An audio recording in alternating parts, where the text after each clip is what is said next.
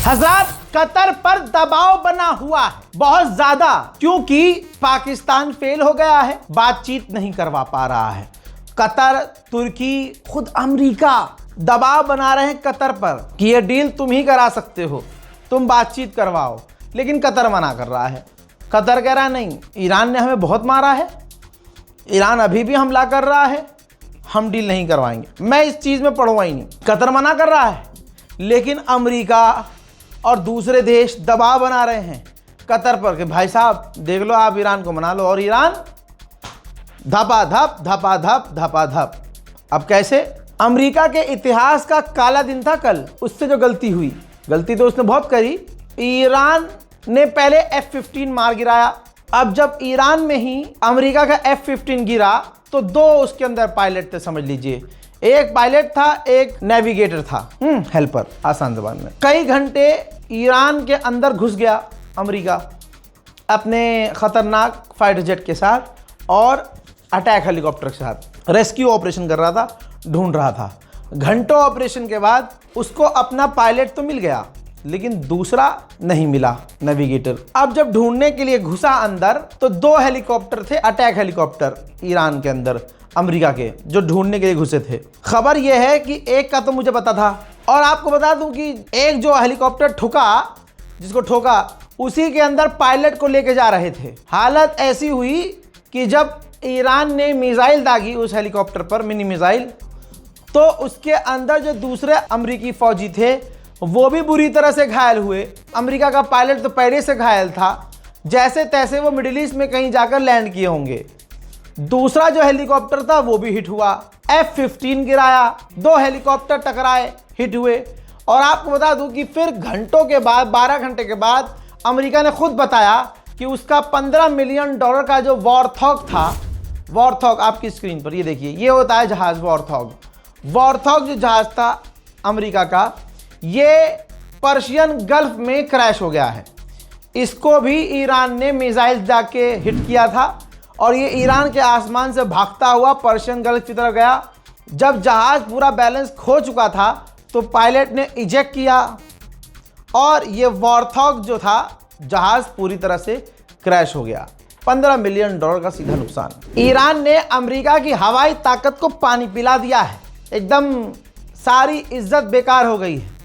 आज ही के दिन 2 घंटे पहले का अपडेट ये है कि 2 अमेरिका के टैंकर, जो उड़ते उड़ते फाइटर जेट को ईंधन भरते हैं, 2 अमेरिका के टैंकर और एक F-16, ये तीनों हिट हुए हैं।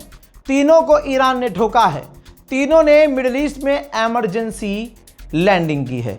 इतनी बुरी हालत हो गई है, इतना बुरा झंड हुआ है अमेरिका कि डोनाल्ड ट्रंप को ये पता चला तो डोनाल्ड ट्रंप ने कहा कि ये जो हमारे जेट गिराए गए हैं या जो कुछ भी हुआ है, डैमेज हुए हैं, इससे नेगोशिएशन पर कोई फर्क नहीं पड़ेगा, हम जंग में हैं। अच्छा, जब भारत के या पाकिस्तान के फाइटर जेट गिराए गए थे तो ये हराम का गुलाबी सुअर आज तक दोनों को ताना मारता है। भारत और पाकिस्तान की जंग में बहुत सारे फाइटर जेट गिराए गए, देख देख गुलाबी सुअर, देख सुअर, ए गुलाबी सुअर, देख तेरे फाइटर जेट सिर्फ ठोके नहीं जा रहे हैं, गिराए जा रहे हैं।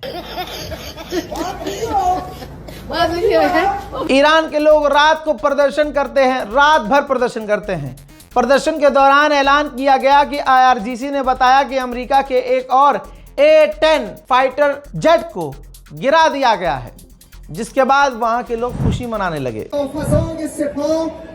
این خبر رو به ما رساندند.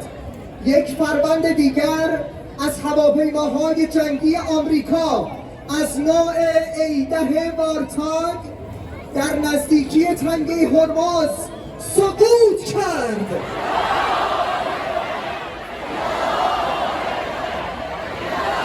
बताइए, ऐसे जाबाज, इतने जिगर से लड़ने वाले लोगों को आप हरा सकते हैं? मेरे दोस्तों, अमेरिका ने कहा है कि हमारा जो नेविगेटर था दूसरा पायलट के साथ, वो हमें मिल नहीं रहा है और ईरान ने वो पूरा इलाका लॉक कर दिया है, पूरा इलाका लॉक कर दिया है और ईरान रिसर्च कर रहा है, खुद ढूंढ रहा है। अमेरिका की फट के 4 शुरू से ही हुई पड़ी है।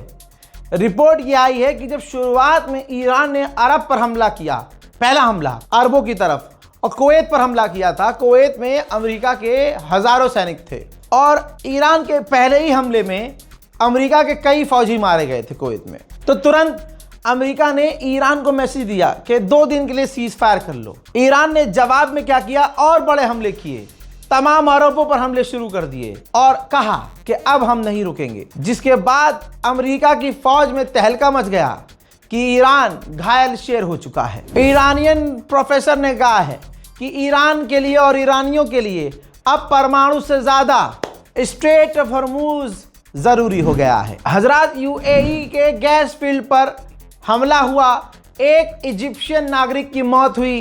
कहने के लिए यूएई रोज कहता है कि हमने ईरान के हमलों को रोक दिया है। कद्दू।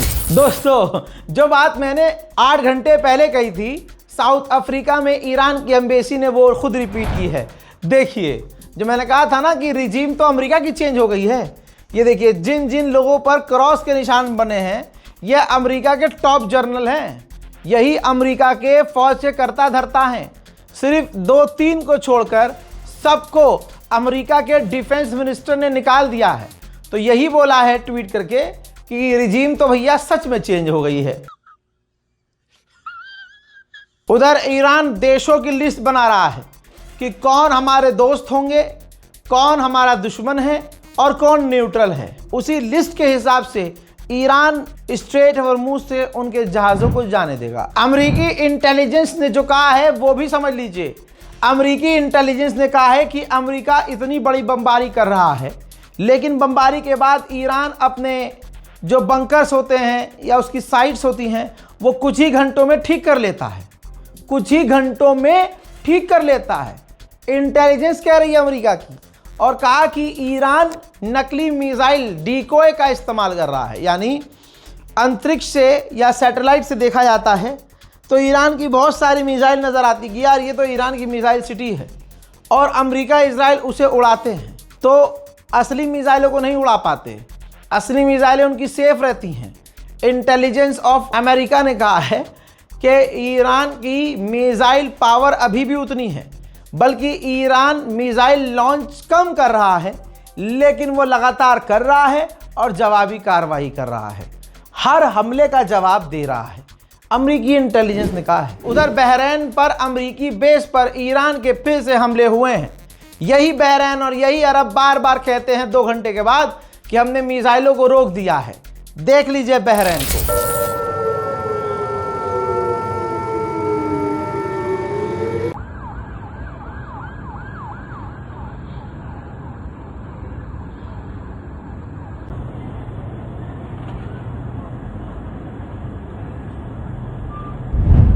हज़रात, एक बड़ी चीज हो रही है, मुझे नहीं पता वजह क्या है। व्हाइट हाउस के अंदर प्रेसिडेंट की सिक्योरिटी टीम भारी मात्रा में इकट्ठा हो रही है। ईरान अमेरिका में तो घुस के हमला नहीं कर सकता, लेकिन डोनाल्ड ट्रंप की जो सिक्योरिटी है हाई लेवल की, वो व्हाइट हाउस में इकट्ठा हो रही है। ये समझ से परे है। क्यों? उधर अमेरिका ने जहाज़ों का इंश्योरेंस डबल कर दिया है। मान लीजिए अगर कहता है कि आपके जहाज़ को कुछ हुआ तो हम 20 लाख रुपए देंगे, तो अब उसने 40 लाख कर दिया है। क्यों? क्योंकि स्ट्रेट ऑफ हॉर्मुज में कोई भी जहाज खौफ के मारे गुजर ही नहीं रहा है। तो अमेरिका जुआ खेल रहा है कि ठीक है, हम आपके नुकसान का डबल देंगे, लेकिन आप चलिए तो सही, आगे बढ़िए तो सही, स्ट्रेट ऑफ हॉर्मुज में घुसिए तो सही। दोस्तों, दुबई की पुलिस की असलियत देख लीजिए।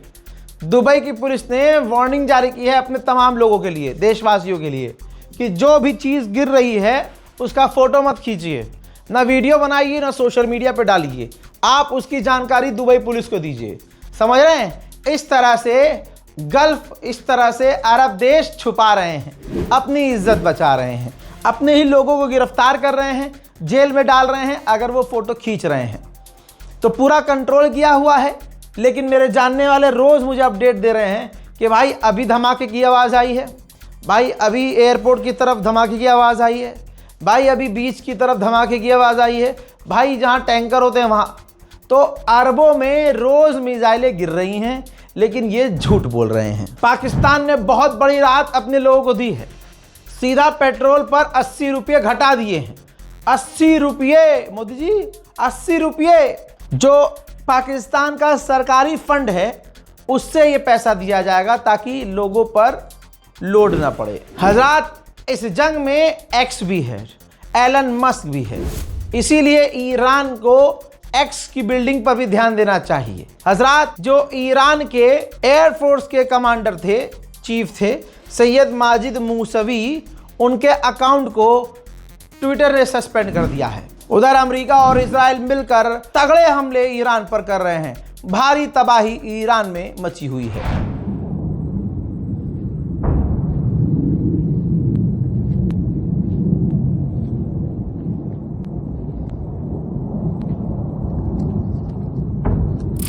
उधर दूसरी तरफ इजराइल के अंदर भी रॉकेट नजर आया है। हिजबुल्लाह का है या ईरान का, ये समझ से परे है, लेकिन इजराइल की तरफ ये रॉकेट जा रहा है।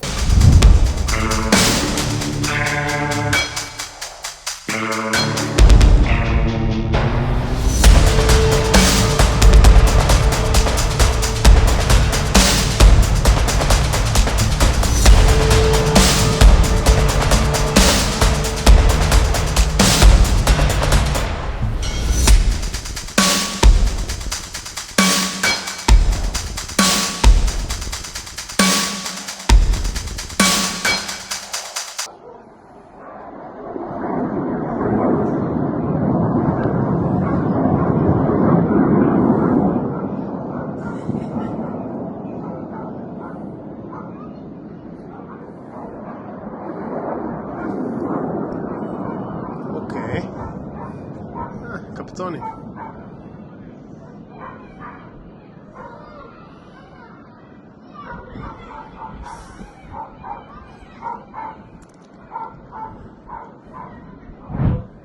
मेरे दोस्तों, इस रिपोर्ट में इतना ही। बहुत सारी चीज़ें नहीं हो रही हैं जैसे 5 दिन पहले हो रही थी।